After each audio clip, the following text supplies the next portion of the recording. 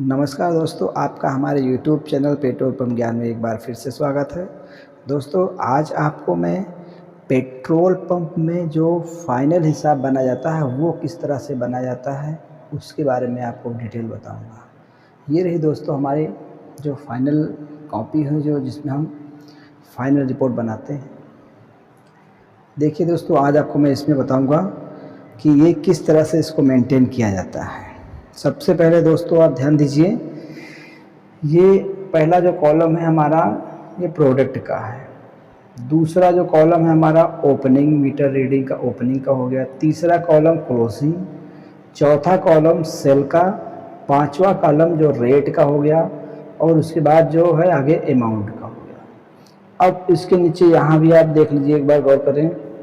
यहाँ का जो पहला कॉलम है एमएस का, जो हमारा पेट्रोल का रीडिंग का फर्स्ट नाजुल नंबर है उसकी रीडिंग ये है।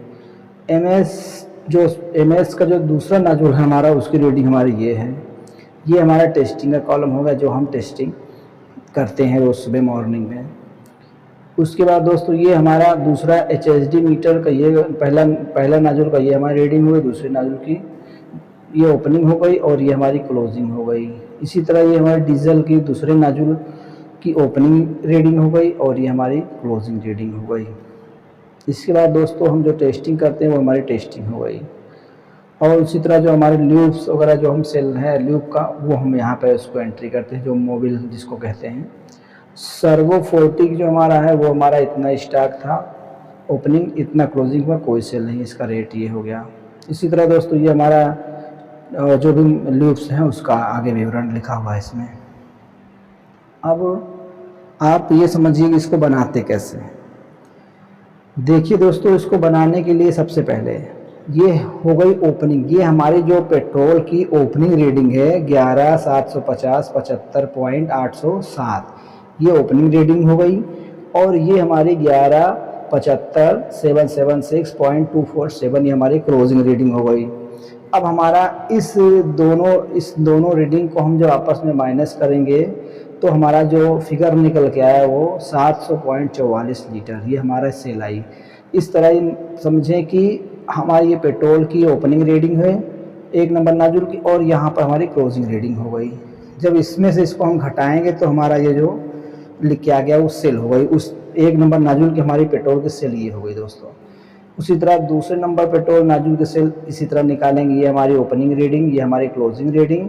इससे जब इसको हम घटाएंगे तो हमारा सेल निकल के आएगी कि नाजुल नंबर पेट्रोल का नाजुल नंबर 2 से हमारे सेल इतने निकली दोस्तों। उसके बाद हम जो पर डे जो एक टेस्टिंग करते हैं, जो अपना मेजर में 5 लीटर पर नाजुल टेस्टिंग करते हैं वो है। हम क्या करेंगे आगे, ये मतलब पहले नाजुल के सेल दूसरे नाजुल के सेल को दोनों को आपस में जोड़ लेंगे। उसके बाद जो हमने टेस्टिंग किया उसको इसमें से घटा देंगे और घटाने के बाद जो हमारी फिगर आएगी वो ये हमारी नेट सेल आ जाएगी। हमारी इतना 1785 लीटर 68.जी ये हमारी नेट सेल निकल के आ गई। अब हमारे यहाँ रेट जो है उस रेट से उसको गुणा कर देंगे तो हमारा ये फिगर लिख के आ जाएगा पूरा बन के 1,74,228 रुपया 79 पैसे का हमारा एक दिन का पेट्रोल का सेल है ये। उसी तरह दोस्तों दूसरे डीजल का भी हम निकाल लेंगे। एक नंबर डीजल नाजुल, 2 नंबर डीजल नाजुल, इसको जो आपस में घटाएंगे तो हमारा इतना 8226 लीटर 8226.79 लीटर ये हमारा डीजल के पहले नाजुल से बिक्री हुई। दूसरे नाजुल का उसी तरह डीजल के दूसरे नाजुल की बिक्री इसी तरह हमारे ये हमारे ओपनिंग रीडिंग हो गई डीजल की और ये हमारी डीजल की क्लोजिंग रीडिंग हो गई। हमने इससे इसको घटाया तो हमारे जो फिगर निकल के आया, जो लीटर निकल के आया वो 3791 लीटर 78 पॉइंट आया। अब हम इन दोनों को आपस में जोड़ लेंगे, जैसे हमने ऊपर आपको पेट्रोल में बताया था सेम उसी तरह प्रोसेस इसका भी है। इन दोनों को आपस में जोड़ लेंगे और जो टेस्टिंग हमने किया टेस्टिंग से माइनस कर देंगे तो ये निकल के हमारे नेट जो मतलब लीटर है, जो टोटल कितनी बिक्री हुई नेट सेल वो निकल कर आ जाएगी। उसके बाद जो हमारा रेट होगा रेट से गुणा कर देंगे तो हमारा जो अमाउंट होगा ये 10,89,777 रुपया 72 पैसे का हमारा ये एक दिन की डीजल की बिक्री हुई। अब दोस्तों अब आगे करना क्या है, हमारे लिए की कोई सेल नहीं हो तो हम उसको आगे 000 कर दे देंगे। अब आपको करना क्या है कि आप पेट्रोल के अमाउंट और डीजल के अमाउंट को दोनों को आपस में जोड़ लेंगे। जैसे हम दोनों को जोड़ लेते हैं तो हमारा जो बिल क्या है 12,64,006 रुपये 51 पैसे। अब इन दोनों का जो टोटल आया हमारा ये आया। इसके बाद दोस्तों हमको क्या करना है कि इसमें जैसे कि हमें इस तरह से करना है कि हमारा जो हमारे जो पीओ सेल जो पोस्ट सेल होती है जो एटीएम से या एटीएम कार्ड से होती है, वो जो सेल होगी इस पूरे अमाउंट में हम उसको यहाँ से माइनस कर देंगे, क्योंकि वो इसी अमाउंट का ये सारे पार्ट हैं। इसी अमाउंट का हमारा पीओस भी पार्ट है, टोटल इस अमाउंट का यूपीआई भी पार्ट है, एक्सपेंस भी है और क्रेडिट सेल भी है। अब देखिए दोस्तों, अब हमें इतना टोटल अमाउंट हो गया, इसमें से हम पीओ सेल माइनस कर देंगे तो हमारा इतना आ गया। फिर यूपीआई जो होती है, जो फ़ोन पे वगैरह, पेटीएम या गूगल पे, इस टाइप जो यूपीआई फ़ोन पे होते हैं, उसी अमाउंट पे जो इसमें बचेगा हम उसको माइनस कर देंगे। इसके बाद जो दोस्तों हमारा पेट्रोल पंप का कुछ न कुछ पर डे कुछ न कुछ खर्च होता है, जो हमारा खर्च होगा हम उसको भी इसमें माइनस कर देंगे। उसके बाद जो हमारी कुछ क्रेडिट्स होती हैं, उधारी होती हैं, तो उसके बाद हम क्या करेंगे दोस्तों, उधारी को इसमें माइनस कर देंगे। अब हमारे पास जो फिगर आ गया वो आ गया 2,68,952 रुपये 51 पैसे। अब इसको हमें करना क्या है, चूँकि ये हमारी पूरी सेल की सारे खर्चे, सारे उधारी या यूपीआई सब कुछ हटाने के बाद हमारा ये अमाउंट आ गया।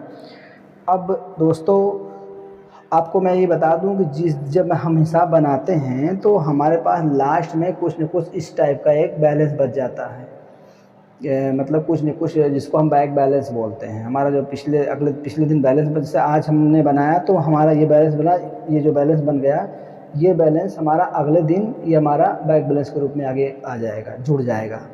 उसी तरह हमारा इसके एक दिन के पहले का जो जिस दिन का आपको हिसाब दिखा रहे हैं उसके एक दिन का पहले का जो बैक बैलेंस था वो है 1,55,289 रुपये 80 पैसे। ये हमारा बैक बैलेंस है। उसके बाद दोस्तों सेल्स अमाउंट जो हमने यहाँ पे जो बिक्री का जो अमाउंट है हमने यहाँ पे इसको लिख दिया। इन दोनों को आपस में जोड़ देंगे दोस्तों। उसके बाद हमने जो कैश रिसीव या कैश हमने जो बैंक में डाला या हमने कैश बैंकिंग किया, जो भी किया, तो उसको हम यहाँ पे लिख देंगे। हमने 2,57,600 रुपये कैश जमा किया है। उसके बाद हमारा जो इधर जो बचेगा वो हमारा आ जाएगा 1,66,642 रुपये 31 पैसा। अब जो हमारा ये बैक बैलेंस ये बच गया, ये बैक बैलेंस अगले दिन हमारा इसी तरह से यहाँ पर ऊपर ओपनिंग आया तो इसी तरह ये जाके ओपनिंग हो जाएगा, बैक बैलेंस ऊपर आ जाएगा। और इसी तरह दोस्तों आपको हिसाब बनाना है और उम्मीद है आपको समझ में आया होगा दोस्तों। बहुत ज़्यादा कुछ इसमें कठिन नहीं है, अगर आप थोड़ा सा गौर करेंगे तो आपको इसको समझने में आसानी होगी। और आप मेरे चैनल को सब्सक्राइब करें दोस्तों। धन्यवाद।